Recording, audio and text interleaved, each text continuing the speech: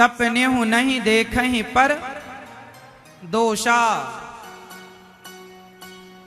सपने में भी किसी का दोष नहीं देखना चाहिए। सपने में भी किसी का दोष नहीं देखना चाहिए। स्वप्न में भी किसी का दोष ना देखो।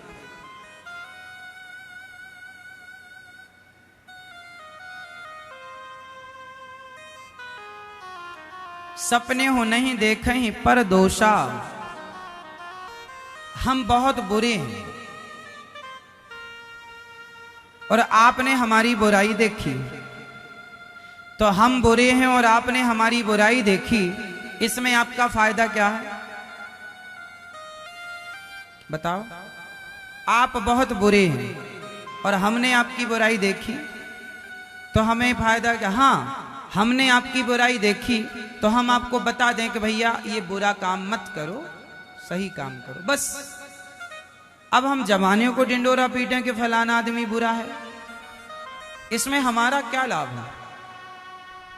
बुरे आप हैं और आपकी बुराई का प्रचार हम करें। आप लोग क्या करते हैं, यही करते हैं। फलाने की बहू बहुत बुरी है, तो फलाने की बहू बुरी है ना, तुम्हारी तो अच्छी है, तुम क्यों किसी से कह रहे हो। फलाने की सास बहुत बुरी है, तुम्हारी तो अच्छी है ना, तो तुम क्यों किसी की सास का बुरा का प्रचार, तुम बुरे के प्रचार प्रसारक हो क्या। अच्छा ये बताओ, इस संसार में ऐसा कौन है जो बुरा ना हो। नाम बताओ उसका जो बुरा ना हो। मैया, कौन है वो जो बुरा नहीं है। इस संसार के प्रत्येक व्यक्ति में कुछ ना कुछ अच्छाई है, तो कुछ ना कुछ, जोर से, यदि आप में अच्छाई है तो आप में अच्छाई और बुराई से ये दुनिया बनी है। सिर्फ अच्छाई हो ऐसा हो नहीं सकता, और सिर्फ बुराई हो नहीं सकता। ये सारी सृष्टि अच्छाई और बुराई से बनी है। अब आपको देखना ये है कि आपको अच्छाई और बुराई में से आपको एक्सेप्ट क्या करना है, ग्रहण क्या करना है, अच्छाई या बुराई। इसलिए बुरा जो देखन में चला, बुरा ना मिलिया कोई, और जो दिल खोजा आपुना हमसे बुरा ना। सबसे बुरा कोई है तो हम स्वयं हैं, और सबसे अच्छा कोई है तो भगवान है। बुराई देखना है तो स्वयं की, ना सास की, ना ससुर की, ना पति की, ना पत्नी की, ना पड़ोसी की, ना जमाने की। सबसे बुरा कौन। आप लोग कहती हो कि हमारी पड़ोसन बुरी है, तो तुम्हारा क्या लाभ है, वो बुरी है ना, तुम क्यों उसके गुणगान कर रही हो। तुम्हारा तो समय बर्बाद हो रहा है।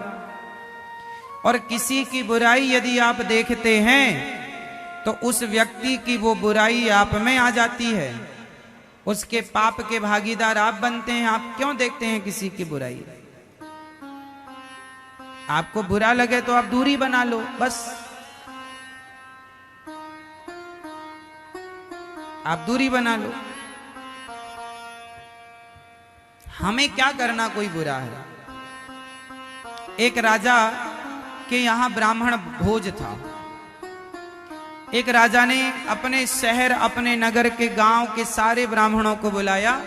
बोले तुम्हारा भंडारा है कल सवेरे 10 बजे आना भोजन करने के लिए। सारे ब्राह्मण गए। राजा का भंडारा खुले मैदान में, खीर पक रही थी, बड़ी सी कढ़ाई थी, उसमें खीर पक रही थी। तभी क्या हुआ, ऊपर से एक पक्षी सांप को अपने पंजों में दबा के जा रहा था। गरुड़ नाम का पक्षी सांप खाता है, तो वो पक्षी पंजे में सांप दबाए जा रहा था। तो उसके पंजे से सांप छूट गया और खीर के बर्तन में जाके गिरा। वहां पर कोई था नहीं उस समय देखने वाला, और सांप खीर में गिरा तो सांप ने अपना जहर उगल दिया, तो वो पूरी खीर जहरीली हो गई। सांप तो जाके नीचे खीर के भगोने में बैठ गया, नीचे मर गया। अब खीर परोसी गई ब्राह्मणों को, और वो जहरीली खीर थी। सारे पंडित जी, सारे ब्राह्मण खीर खा के मर गए। एक साथ सैकड़ों ब्राह्मण मारे गए। हाहाकार मच गया, तहलका मच गया कि भाई इतने सारे ब्राह्मण कैसे मर गए। यमराज जी आए।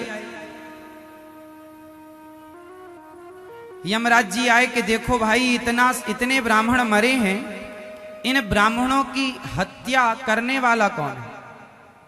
इन ब्राह्मणों का मुख्य हत्यारा कौन है?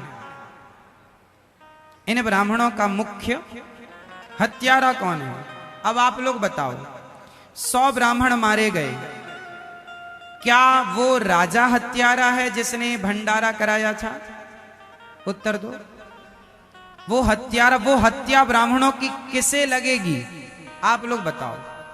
राजा को, सांप को, गरुण पक्षी को, या खीर बनाने वाले को? बताओ, उन 100 ब्राह्मणों की हत्या का पाप किसे लगेगा? किसे? राजा ने तो खीर में जहर मिलवाया नहीं, तो राजा को तो नहीं लगेगा पाप। गरुण जा रहा था अपना शिकार लेकर, तो गरुण तो अपना काम कर रहा था, गरुण को हत्या नहीं लगेगी। सांप के तो मुंह में जहर ही भरा है, तो उसका तो स्वभाव है जहर निकालना, तो उसको भी हत्या नहीं। बनाने वाला भी दोषी नहीं है, क्योंकि उसने जानकर तो जहर खीर में मिलाया नहीं। पर ब्राह्मण तो मर गए ना 100। अब वो हत्यारा कौन है? तो यमराज जी को काम मिला कि जाओ पता लगा कर आओ कि 100 ब्राह्मणों की हत्या करने वाला हत्यारा कौन है, ये हत्या किसके माथे पर लगाई जाए। सारी प्रजा बोली। यमराज ने सारे प्रजा का इंटरव्यू लिया, क्यों भाई, क्या राजा जिम्मेदार है? लोगों ने कहा राजा तो हमारा बड़ा धर्मात्मा है। अभी कुछ दिन पहले क्या हुआ था कि राजा ने अपने एक सेनापति को निकाल दिया था नौकरी से, क्योंकि कुछ दुष्टता की होगी, कुछ गलत किया होगा। तो एक राजा ने अपने एक सेनापति को अपनी सेना से, अपने काम से निकाल दिया। तो जब उसे निकाला तो उसकी जो मां थी, उसकी मां को लगा राजा ने मेरे बेटे को नौकरी से निकाल दिया, बड़ा दुष्ट राजा है। तो वो जा जाके सबको कह रही थी, हाँ ये राजा नहीं मिलाया होगा जहर, हाँ राजा नहीं मिलाया होगा, ये राजा नहीं महल मिलाया होगा जहर, 100 ब्राह्मणों की इसने हत्या की होगी। यमराज ने सुन लिया कि ये मैया निंदा कर रही है राजा की,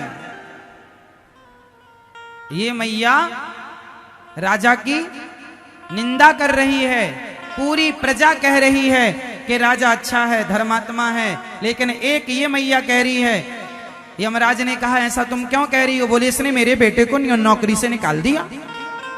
अच्छा, इसलिए तू इसे दोषी बना रही है, तो तू निंदा कर रही है, इसलिए 100 ब्राह्मणों की हत्या का पाप तेरे सिर पर जाएगा। क्योंकि जो व्यक्ति निंदा करता है किसी की, जिसकी निंदा आप करते हैं, उसका सारा पाप तुम्हारे ऊपर आ जाता है। तो वो राजा की राज्य में पाप हुआ 100 ब्राह्मणों की हत्या, पर तुम निंदा करती पाई गई तो तुम भोगो अब। इसलिए किसी की निंदा चुगली ना किया करो, सामने वाले के पाप भी तुम्हारे माथे आ जाते हैं।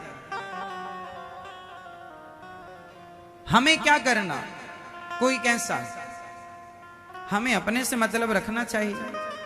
तो आठव जथा लाभ संतोषा, और सपने हो नहीं देखें पर दोषा।